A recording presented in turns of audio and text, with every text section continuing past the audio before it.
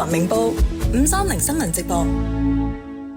琴日530先報完喺大溫地區嘅素里同埋3個州喺4個鐘頭內發生2宗槍擊勒索案件。今日星期四朝早喺素里隔籬嘅蘭里又發生1宗槍擊勒索，今次仲要係瞄準人嚟射，成個過程全程被閉路電視拍低。片段顯示一架黑色房車揸到去一間獨立屋嘅閘口，然後有人從後座走落車。至於當時槍手嘅目標車輛上邊亦都有一個人，佢曾經想一度落車了解情況，但係見到勢色唔對之後即刻上翻車。但係喺呢個時候，2名槍手已經開槍掃射，過程至少開咗20槍，然後車手就迅速上車逃走。至於喺咁近嘅距離又冇位走嘅情況之下挨20槍，遇襲嘅目標竟然冇事。蘭里皇家騎警發言人沙魯姆表示，槍擊發生喺今朝早凌晨5點左右，只喺232街甲69 Avenue 附近發生槍擊，事件入邊冇人受傷。根據初步證據，警方認為事件同勒索有關，亦都正同其他轄區嘅警局聯繫，確認事件係咪同其他調查有關聯，但情況目前對公眾冇風險。當局呼籲任何掌握案件資訊人士可以致電604-532-3200聯絡蘭里皇家騎警。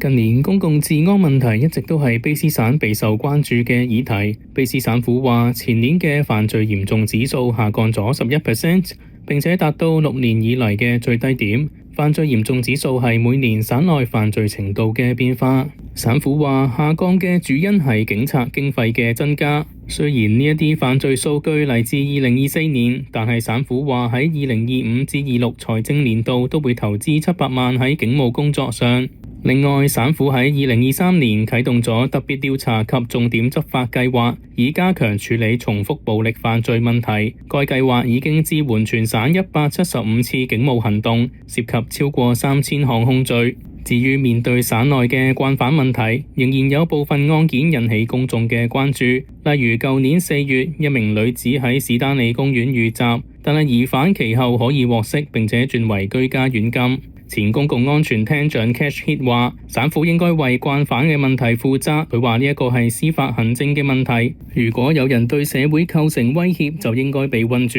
但係卑詩省嘅法官就忽視咗呢一點，實在令人費解。但係省府話，佢哋必須等待聯邦政府修改保釋法例之後先可以採取行動。而渥太華已經喺舊年嘅10月作出修改。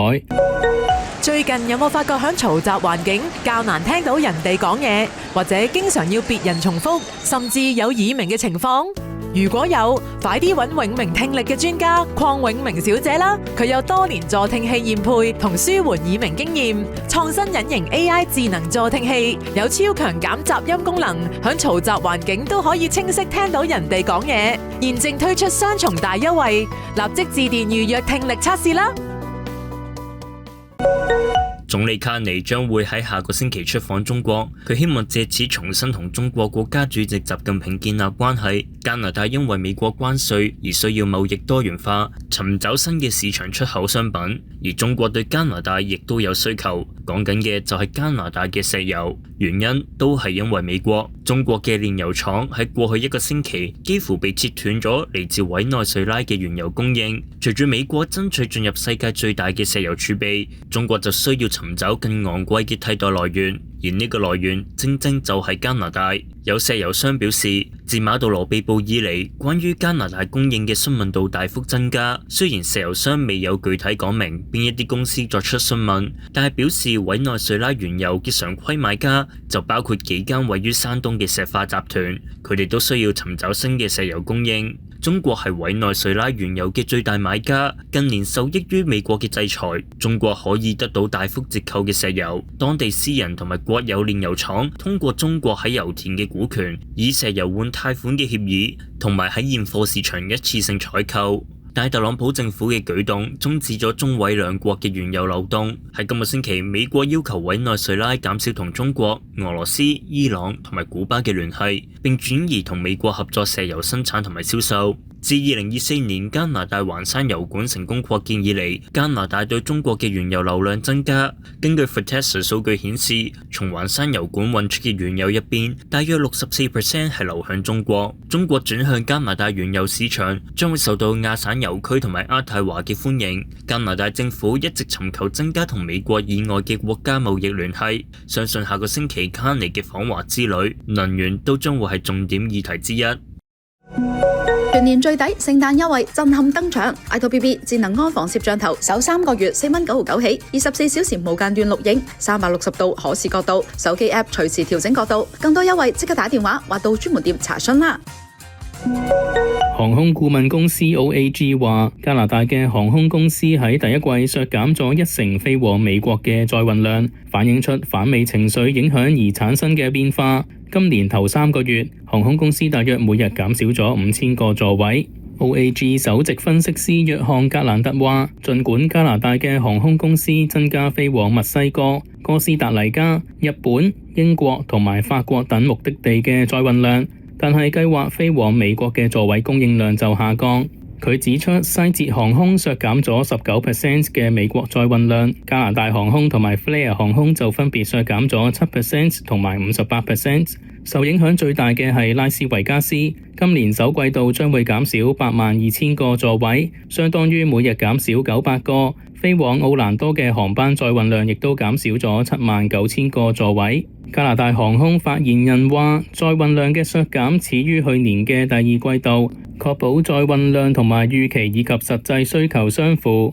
菲亞航空行政總裁馬切伊威爾克話，佢哋睇到前往墨西哥、牙買加同埋多明尼加共和國等等陽光度假勝地嘅需求強勁。喺美國航線縮減之際，菲亞航空正加強佢國內航線網絡，增加加拿大東部沿海地區嘅航班，以及溫哥華至滿地可嘅航線。今年頭3個月航班嘅總削減量將會達到45萬個座位，相當於每日接近5000個。國際載運量將會比舊年同期下降1%。ATB 資本市場機構研究董事總經理基斯莫瑞話，旅客嘅出行計劃受到同美國政治緊張局勢以及赴美旅行嘅安全風險影響，需求下滑由舊年嘅第二季開始。莫瑞又話，一般嘅旅客依家紛紛放棄前往佛州或者拉斯維加斯嘅行程，轉而選擇其他路線，例如加勒比海或者墨西哥，以及喺淡季前往歐洲嘅旅行。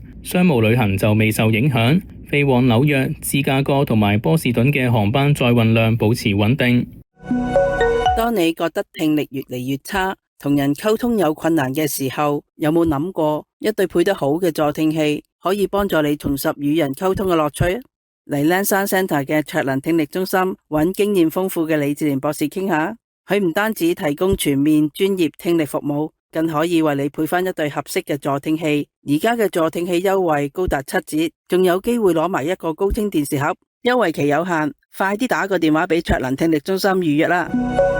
加拿大統計局星期4公布嘅數據顯示，去年10月份加拿大貿易逆差低於預期，對美出口市佔率跌至疫情前最低水平。10月貿易逆差為5.83億，原因係進口增長超過出口增長。分析師之前預期10月份貿易逆差為13.6億，統計局將9月嘅貿易順差從最初嘅1.53億修正為2.43億。今日嘅數據係去年9個月內嘅第8個月出現貿易逆差。去年美國總統特朗普對一系列加拿大進口商品加徵關稅，10月份對美國嘅出口佔總出口額 67.3%， 係疫情前最低嘅水平。由於對未加工黃金、白銀同埋薄金屬及其合金嘅需求強勁，出口額小幅增長 2.1%。如果唔計入此類產品，出口總額下降 2.5%。繼9月下降 4.3% 之後，10月進口總額增長 3.4%。電子電器設備同埋零件嘅進口額激增 10.2%， 主要係電腦同埋電腦周邊設備出貨量創紀錄。對美國嘅出口下降咗 4.1%， 而進口增加 5.3%， 因此對美國嘅貿易順差從9月嘅84億美元降至48億美元。Athlon 5關鍵金幫助解除類風濕、便秘、前列腺炎、退化性關節炎、甲狀腺炎。Power 16活力16解決睡眠問題，提高骨質密度、荷爾蒙、性功能，可免費速遞到中國、加拿大，急需患者。溫哥華豐泰超市代售。購買及查詢請電289-228-2888。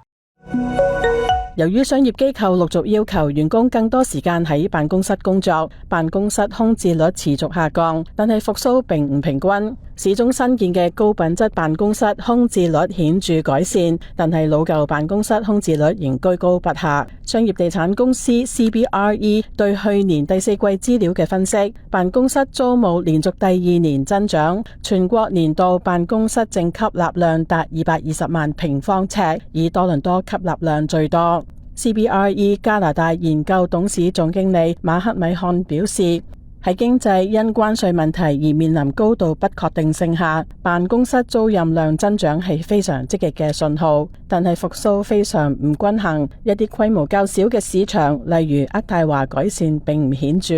各大公司，例如道明銀行同埋羅渣士，都要求員工每週返回辦公室工作4到5天。A 級辦公室空置率大幅下降，喺第四季度10大主要市中心市場有7個市場嘅 A 級辦公室空置率下降，其中多倫多同埋滿地可嘅降幅最大。目前 A 級辦公室嘅空置率為 15.4%， 係3年嚟最低水平，而頂級辦公室空置率已連續4個季度下降，目前為 10.4%， 多倫多嘅空置率更係低至 3%。老舊辦公室嘅情況就有所不同。去年第四季，市中心 B 級同埋 C 級辦公室嘅空置率仍高達 25.4%， 略高於去年同期嘅 25.3%， 凸顯咗優質辦公室同其他辦公室之間日益擴大嘅市場差距。仲量聯行 JLL 加拿大研究總監史葛菲勒亦都追蹤辦公室空置情況，